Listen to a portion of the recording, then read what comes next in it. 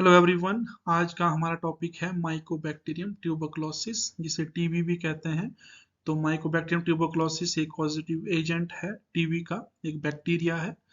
तो आज की वीडियो में हम जानेंगे कि टीबी किस तरह से होता है, ठीक है, ये कैसे फैलता है, इसका ट्रीटमेंट क्या है और बाकी सभी फैक्टर्स। तो सबसे पहले हम बात करते हैं एपिडेमियोलॉजी के बारे में। तो ट्यूबरकुलोसिस एक एंशिएंट डिजीज है, काफ़ी प्राचीन समय से चला आ रहा है। और इजिप्टियन ममीज में भी ये इनकी स्पाइनल कॉर्ड में भी ये पाया गया है ये बैक्टीरिया। तो ड्यू टू ग्लोबल प्रेवलेंस और इसकी जो मॉर्बिडिटी है और इसकी जो डेथ्स हैं, इसकी वजह से इसे इस डिजीज को, टीबी को क्या कहा गया है, वाइट प्लेग। और दूसरी टर्म इसे दी गई है the captain of all the man of death. ठीक है। So it is estimated that a third of world population, about 2 billion people, are infected with tuberculosis bacilli। ठीक है, टीबी के बैसिलाई से जो है about 2 billion people जो है इन्फेक्ट होते हैं। एवरी ईयर 8 से 9 मिलियन जो है न्यू केसेस आते हैं ट्यूबरकुलोसिस के, और जबकि 3 मिलियंस जो है डेथ्स होती हैं हर साल वर्ल्ड वाइड अगर हम बात करें। तो मेजॉरिटी ऑफ की जो केसेस हैं टीबी के वो आते हैं पुअर नेशन से। ठीक है। और India is one of the worst affected country. अगर हम टीबी की बात करें तो India is one of the worst affected country. तो मॉर्फोलॉजी की बात करें अगर हम, माइकोबैक्टीरियम जो ट्यूबरकुलोसिस जो पॉजिटिव एजेंट है, तो ये होते हैं स्लेंडर इन शेप, जैसे कि आप यहाँ पे देख पा रहे हैं। और समटाइम इसमें क्या है कि ब्रांचिंग ब्रांचिंग होती है, जिसकी जिसकी वजह से ये रिसेंबल करते हैं ये फंगस की तरह, ये फंगल माइसिलियम की तरह ये रिसेंबल करते हैं। तभी इनको कहा गया, इनका जो नाम दिया गया that is myco. Myco means mycobacterium, myco means fungus like structure. ठीक है। अगर लिक्विड कल्चर की बात करें तो ये लिक्विड में जो है, लिक्विड कल्चर मीडिया में ये मोल्ड लाइक पेलिकल बनाते हैं। ठीक है, तभी इसका नाम क्या है, माइकोबैक्टीरिया। और ये एरोबिक होते हैं, दैट मीन्स इनको ऑक्सीजन का रिक्वायरमेंट रहता है ग्रो करने के लिए। नॉन मोटाइल होते हैं, ये चल फिर नहीं सकते हैं। ठीक है। नॉन कैप्सुलेटेड, इसमें कैप्सूल नहीं होता है। And they are non sporing, ये स्पोर फॉर्मेशन नहीं करते हैं। तो इनका साइज जनरली रहता है 3 × 0.3 माइक्रोन मीटर। और ये एसिड फास्ट बैक्टीरिया होते हैं जो माइकोबैक्टीरियम ट्यूबरकुलोसिस है। एसिड फास्ट बैक्टीरिया मीन्स जब हम स्टेनिंग करते हैं किसी बैक्टीरिया को आइडेंटिफाई करने के लिए, तो उसमें जो डीकलराइजेशन स्टेप रहता है, तो डीकलराइजेशन हम करते हैं एसिड से। तो ये क्या है, ये बैक्टीरिया जो है डीकलराइजेशन को ये रेजिस्ट करता है। ठीक है, इसलिए इसे कहा गया है एसिड फास्ट बैक्टीरिया। जो डीकलराइजेशन ये रेजिस्ट करता है, वो क्यों करता है, इसकी जो सेल वॉल में जो माइकोलिक एसिड होता है वो रेजिस्ट करता है इसके डीकलराइजेशन में। सो इसे कहा गया है एसिड फास्ट बैक्टीरिया। तो इसकी जो स्टेनिंग होती है वो स्पेशल स्टेनिंग होती है, जिसे कहते हैं झील नीलसन मेथड से। ये स्टेनिंग हम कभी किसी दूसरी वीडियो में हम थॉरोली डिस्कस करेंगे। तो कल्चर करेक्टरिस्टिक्स, इसके कल्चर करेक्टरिस्टिक क्या क्या है, ये कैसे कैसे ग्रो करता है। ठीक है। तो ये जनरली काफी स्लोली ग्रो करता है। अगर हम इसको जो है आर्टिफिशियल मैन मेड मीडिया में, जो सिंथेटिक मीडिया में जब हम इसको ग्रो करते हैं किसी सॉलिड मीडिया में, ठीक है, इसकी जो कॉलोनीज है वो जनरली 2 to 8 वीक्स का टाइम लेती हैं मीडिया पे अपीयर होने के लिए। ठीक है। ऑप्टिमम जो ग्रोथ टेम्परेचर है इस बैक्टीरिया को वो है 37 डिग्री सेल्सियस, और जो पीएच का रिक्वायरमेंट है इस बैक्टीरिया का वो है 6.4 to 7। और ये एक ऑब्लिगेट एरोब है, दैट मीन्स ये सिर्फ और सिर्फ ऑक्सीजन की प्रेजेंस में ही ये ग्रो करता है। अगर इसे ऑक्सीजन ना मिले तो ये ग्रो नहीं करता है। ठीक है। It form pellicle in liquid media, जो हम ऑलरेडी डिस्कस कर चुके हैं।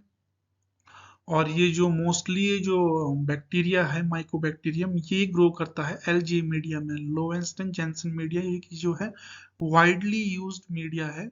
ठीक है।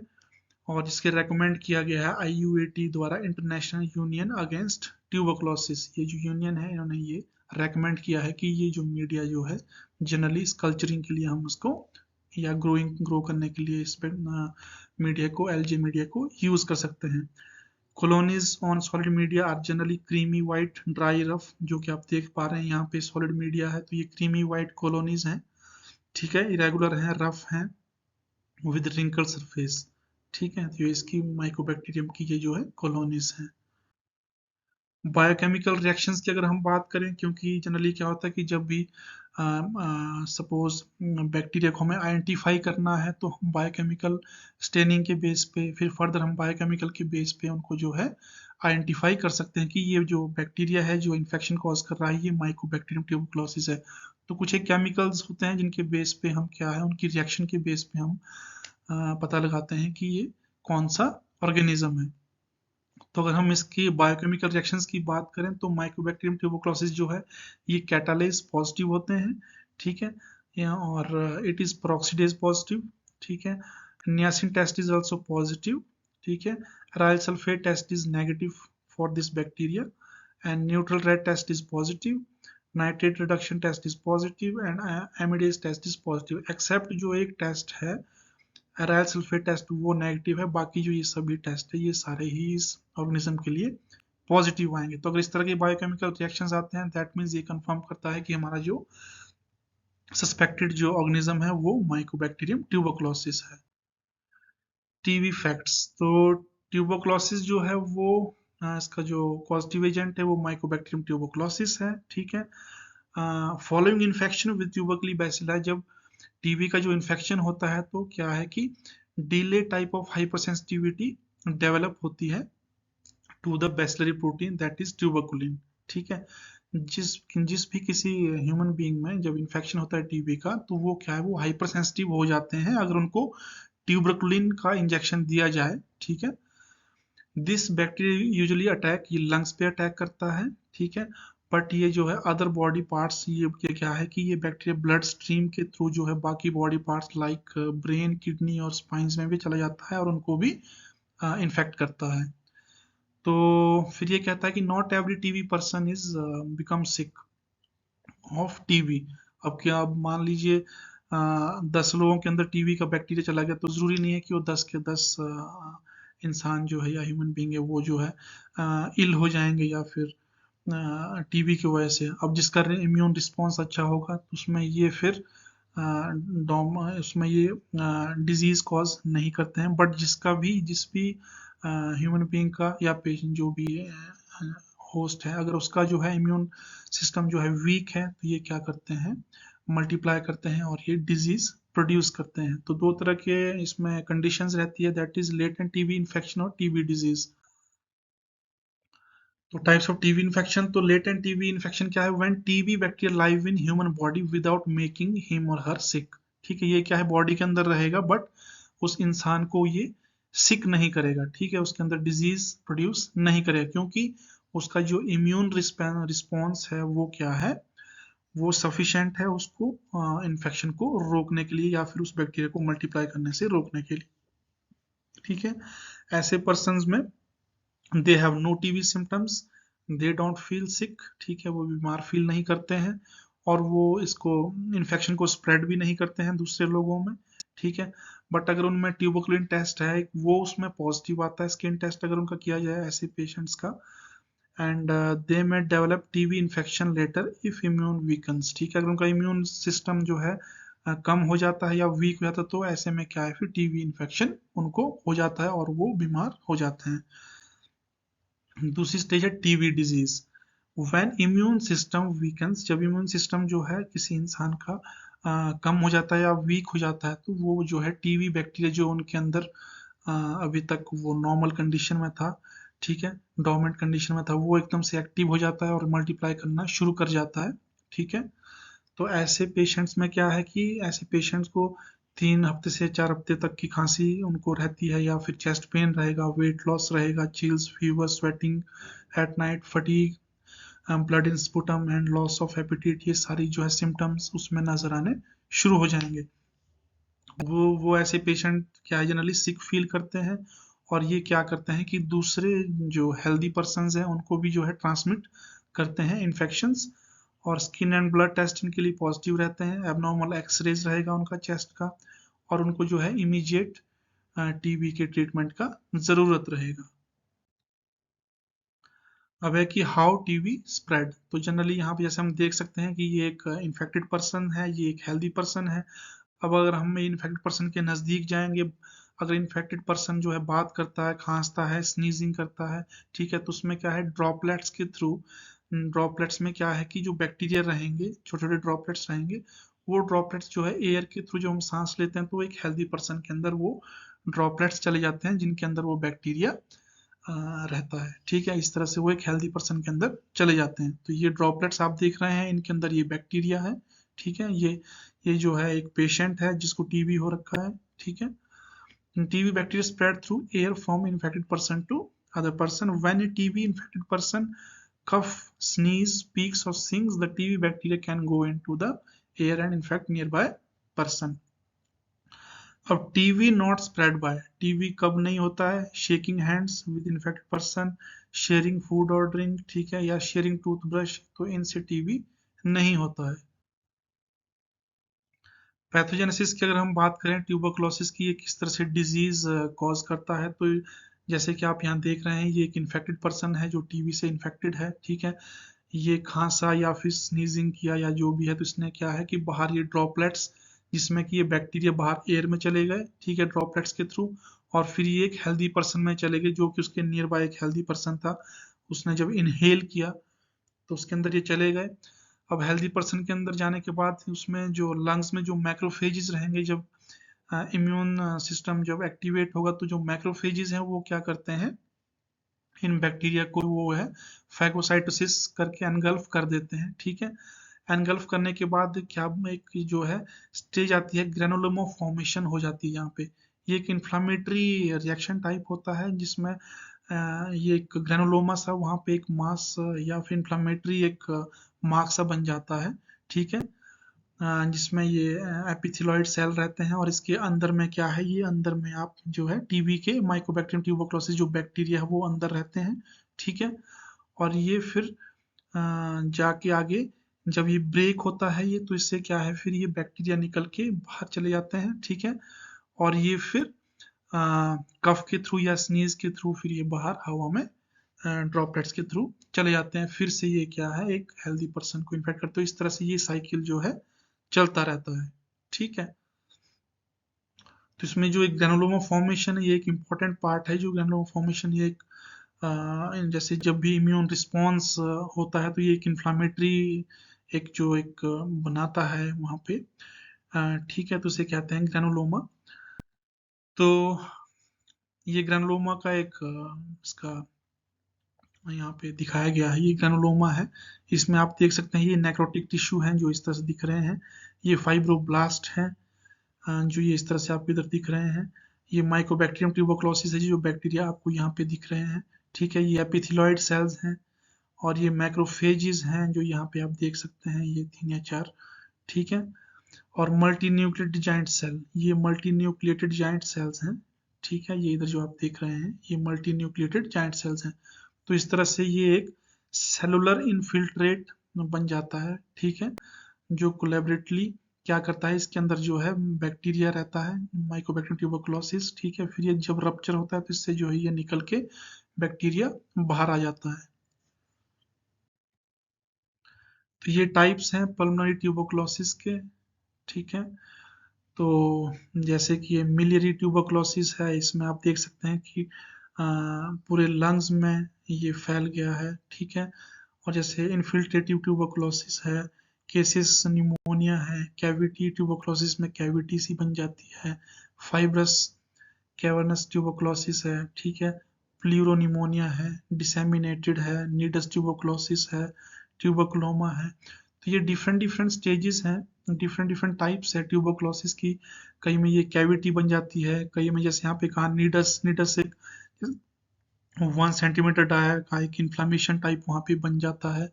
ठीक है, और डिसेमिनेटेड टाइप में इसमें क्या है कि वो ब्लड स्ट्रीम के थ्रू जो है बैक्टीरिया लंग से निकल के पूरी बॉडी में चला जाता है। ठीक है, प्लूरोनिमोनिया, इसमें जो प्लूरल जो इसकी कवरिंग है, जो कैविटी होती है, उसका इन्फेक्शन हो जाता है लंग्स का टीबी की वजह से। तो इस तरह से डिफरेंट डिफरेंट स्टेजेस हैं ट्यूबरक्लोसिस की। ठीक है, तो यहाँ पे अलग अलग से इसको थोड़ा सा इलेबोरेट किया गया है। जैसे मिलियरी ट्यूबरक्लोसिस है, तो ये फेटल फॉर्म ऑफ ट्यूबरक्लोसिस है। ठीक है, इन्फिल्ट्रेटिव ट्यूबरक्लोसिस है, इसमें जो इन्फिल्ट्रेट और कैविटीज बन जाती है। ठीक है, in the upper lungs with or without lymphadenopathy. तो केसियस निमोनिया ही ये सीवियर पल्मोनरी ट्यूबरकुलोसिस टाइप होता है without prominent tubercle but with diffuse cellular infiltration. एक कैविटरी ट्यूबरकुलोसिस है, इसमें एक्सटेंसिव नेक्रोसिस विद कैविटेशन होता है। ठीक है, fibrous cavernous tuberculosis, it is dangerous and final form of destructive TB with appearance of fibrous cavities. Pleuropneumonia है, inflammation of lungs and pleura. disseminated tuberculosis, TB infection in which bacteria spread from lungs to other part, उससे कहते हैं disseminated। nidus tuberculosis, nidus a specific injury of 1 centimeter in diameter singly or in groups। ठीक है, फिर tuberculoma, a vascular spherical mass size between 2 to 10 centimeter in diameter in which necrotic masses and tubercle bacilli may be found। फिर cirrhotic है, cirrhotic tuberculosis में suppose जिनको cirrhotic liver infection है उनमें क्या है कि टीबी होने के जो है चांसेस बढ़ जाते हैं और उनमें मोर्टेलिटी भी बढ़ जाती है। फिर आता है ये ग्राफिक्स से मैंने ग्राफिकल रिप्रेजेंटेशन है ट्यूबरकुलोसिस का कि इसके जैसे सिम्टम क्या है, फटीग सी फील करेगा, मतलब थकावट सी, कफ विद ब्लडी म्यूकस, मतलब कफिंग होगी, जिसको भी टीवी सीवियर टीवी इन्फेक्शन है, कफिंग होगी और साथ ब्लड जो है म्यूकस सब बाहर निकल सकता है। रात को सोते हो उसको स्वेटिंग होगा। ठीक है, फीवर रहेगा, चेस्ट पेन रहेगा, लंग्स डैमेज हो जाएंगे। ठीक है, वेट लॉस हो जाएगा। ठीक है, और ये किडनी इन्फेक्शन वगैरह भी हो सकता है। ठीक है, तो इसका अल्टीमेट ये है कि आपको जितना जल्दी हो सके अपने डॉक्टर को कंसल्ट करना है और ट्रीटमेंट स्टार्ट करना है। ठीक है, तो ये रिस्क फैक्टर है टीबी की, जैसे जिन पेशेंट्स को एचआईवी और एड्स है उनमें टीबी होने का बहुत ज़्यादा खतरा रहता है, या जो स्मोकिंग करते हैं, ठीक है, या माल न्यूट्रिशन है, जो अच्छे से डाइट नहीं लेते हैं, उनमें भी टीबी का खतरा रहता है। जैसे डायबिटीज़ है किसी को, इनमें भी, या सीवियर किडनी डिजीज़ है किसी को, उनमें जो है बहुत चांसेस रहता है टीबी होने का। ठीक है, सिम्टम्स क्या है? सिम्टम है इसके ऑलरेडी हम डिस्कस कर चुके हैं। परसिस्टेंट कफ रहेगा, loss of appetite and weight, feeling fatigue, night sweats, chest pain. ठीक है,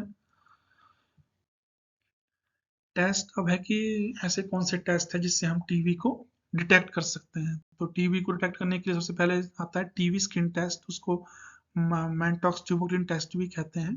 ठीक है, ये एक स्किन टेस्ट रहता है। इसमें क्या करते हैं कि 0.1 ml of PPD, purified protein derivative, जो कि बैक्टीरिया से ही एक प्रोसेस के दौरान जो है बनाया जाता है।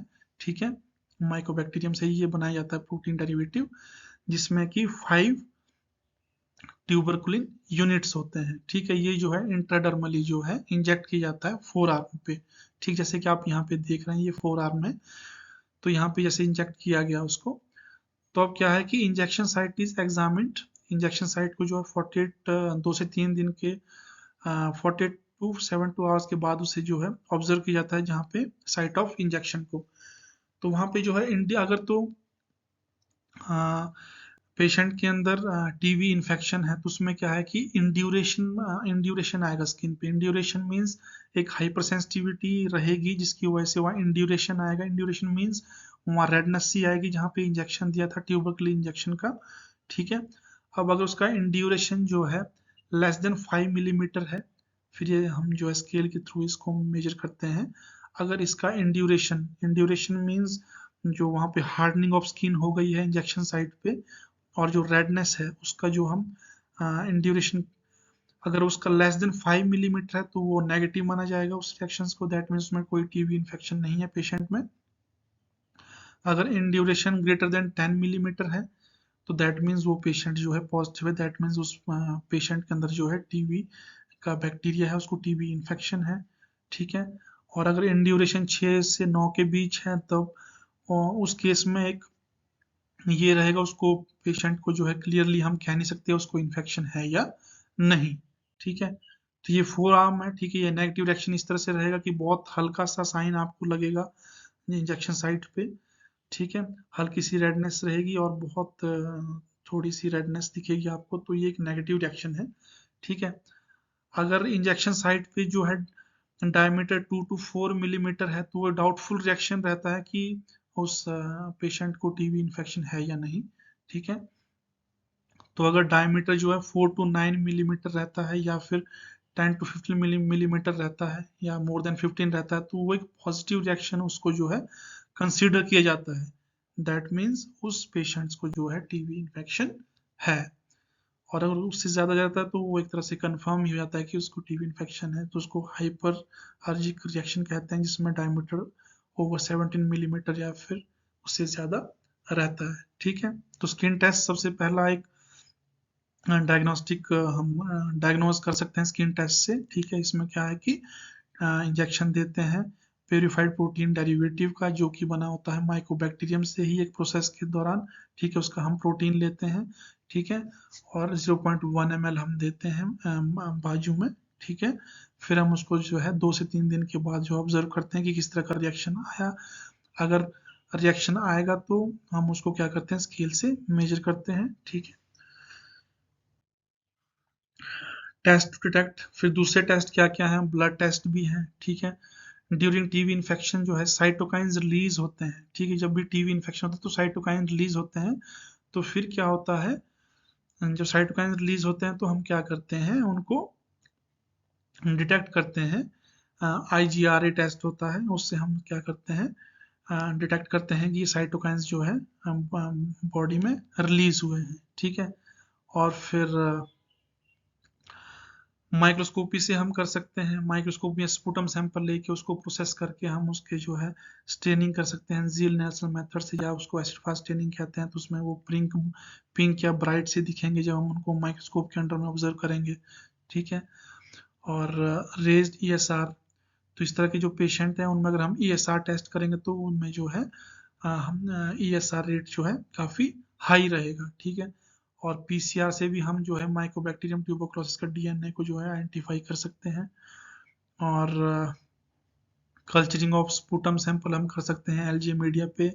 तो उससे क्या है कि 2 से 8 हफ्तों के अंदर जो है उसमें अगर माइकोबैक्टीरियम ट्यूबरकुलोसिस हुआ तो वो क्या है, उसके ऊपर ग्रो करेगा और कॉलोनीज जो है आपको दिखेंगी, ठीक है। तो ये सभी टेस्ट हैं, इनके बेस पे हम क्या है आइडेंटिफाई कर सकते हैं एक ऑर्गेनिज्म को, माइकोबैक्टीरियम के। प्रोफेलिक्सिस ऑफ ट्यूबरकुलोसिस में हम किस तरह से जो है इसका ट्रीटमेंट कर सकते हैं, तो इसमें जनरली एंटीबायोटिक्स दिए जाते हैं, ठीक है। तो इसमें जैसे 4 मंथ रिफापेंटिन मॉक्सीफ्लॉक्सिन टीबी ट्रीटमेंट रेजिम, तो ये है। तो इसमें क्या 4 मंथ्स का ट्रीटमेंट है, इसमें high dose daily rifapentine moxifloxacin isoniazid and pyrazinamide ये दिया जाता है। एक 6 to 9 मंथ का ट्रीटमेंट है जिसे कहते हैं RIPE TB treatment. RIPE means rifampin isoniazid pyrazinamide ethambutol, ठीक है, RIPE। तो ये इसे नाम दिया गया है, ठीक है। तो 6 से 9 मंथ का ये ट्रीटमेंट रहता है, ठीक है।